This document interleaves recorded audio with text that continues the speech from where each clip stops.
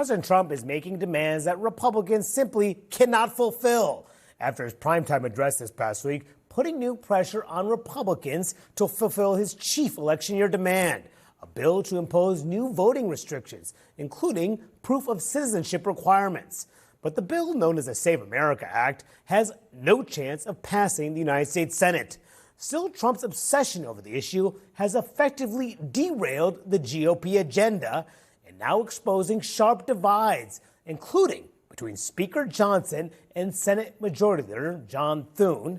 My panel of political insiders is back. Okay, so typically in an election year, you put together bills that you can divide the other party and get your vulnerable members to vote on so they can go back and tout these issues back up, which would mean economy, affordability. But that's a hoax, right? Well, yeah. So this is the House GOP. The House GOP is going to take a big step this week to try to fulfill Trump's election year demands. And this was included in this package. $73 billion for funding for military and Iran war funding, as we talked about in the last segment. A not very popular war. $12 billion in aid on agriculture, and then roughly $10 billion to fulfill this so-called Save America Act. I'm not seeing election economy affordability as part of this equation.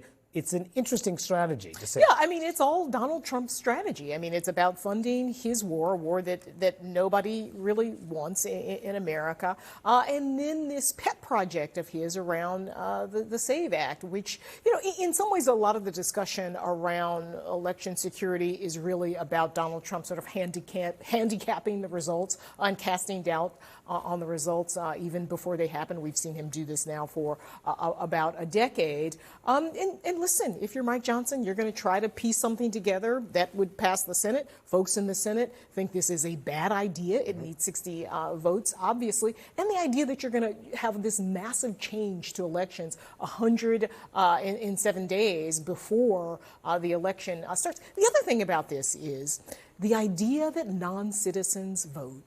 It just doesn't happen, right? Even the Heritage Foundation did a report on this, and it's something like 99 instances in the last 20 years or something. Like, this is not a problem.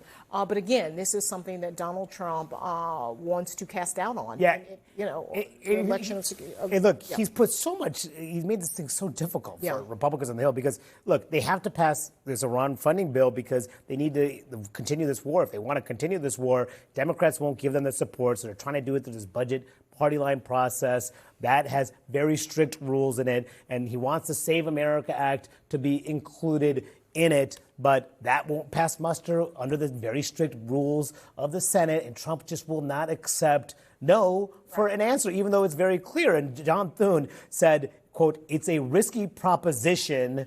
Is the juice worth the squeeze?" And he's referring to the House Republican plan. I know. I mean, the kind of inter-party warfare might be a little too strong, but the kind of inter-party conflict that we're seeing over policy in election year is really remarkable because Republicans do really want and have to be on the same page, messaging-wise and policy-wise, if they really want to defend their majorities. And it's really striking to me how much, Majority Leader John Thune really has to kind of focus his attention on the long game, whereas Speaker Mike Johnson kind of goes for that instant gratification. He really tries to appeal to Trump and what he wants, and he kind of can do that because of the infrastructure in the House that he has.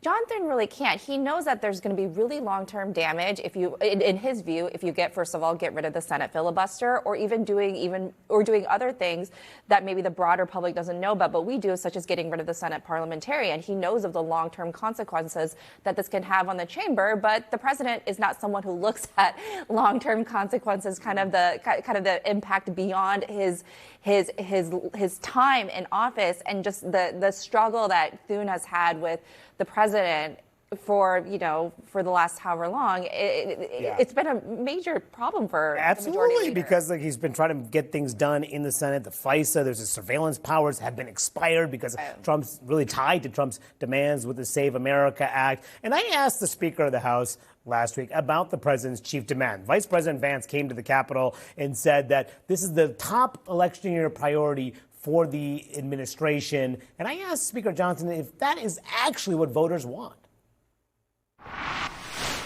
the vice president just said that the number one legislative priority is the Save America Act. I'm wondering if you think that's what the American public wants more than, say, affordability legislation. No, I think what I heard the vice president say to you, to your question, is we can walk and chew gum at the same time.